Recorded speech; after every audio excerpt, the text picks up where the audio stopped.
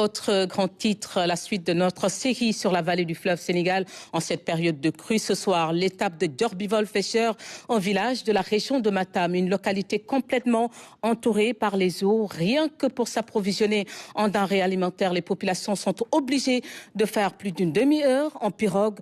C'est un reportage grand format de nos envoyés spéciaux Moustapha Ndiaye, Cheikh Tidiane Sène et Ibrahima Pabijitou.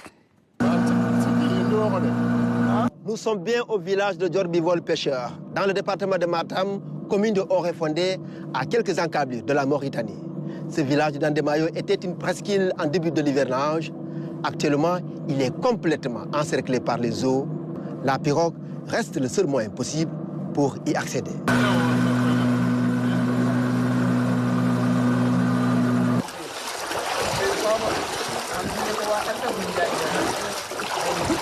Sa situation géographique a fini par l'exposer.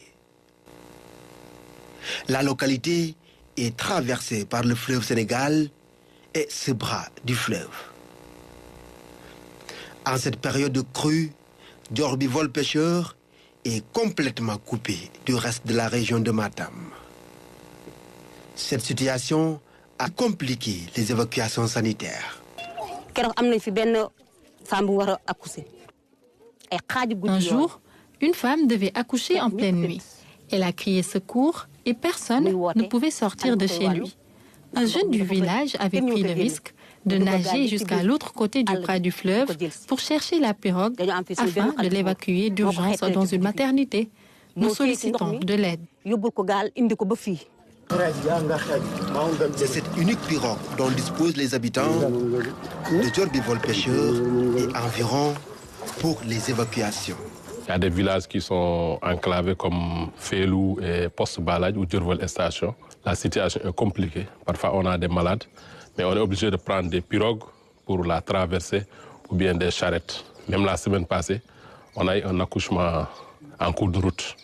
Une femme qui a accouché dans les eaux. Il y a aussi la présence de la maladie du Rift qui est là, où vraiment il y a beaucoup de sensibilisation à faire par rapport à ça. Les diarrhées, on peut dire que c'est dû peut-être à l'eau.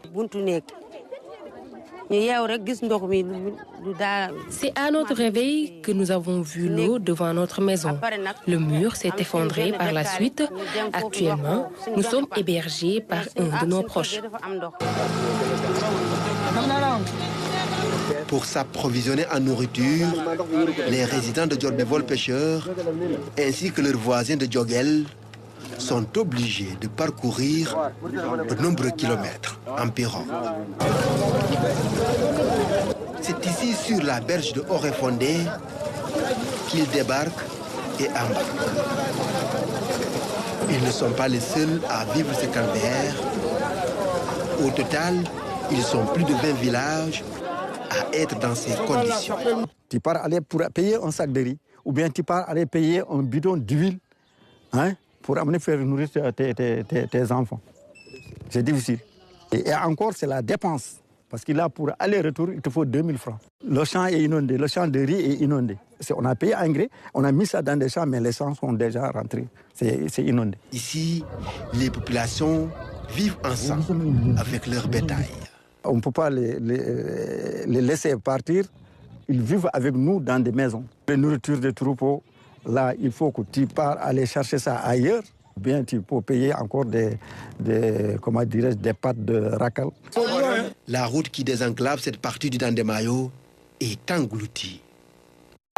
Il y a la piste qui relie la route nationale, la RN2, au Dandemayo, en passant par Djogel, Diorbival, jusqu'à Matam, jusqu'à Djamel.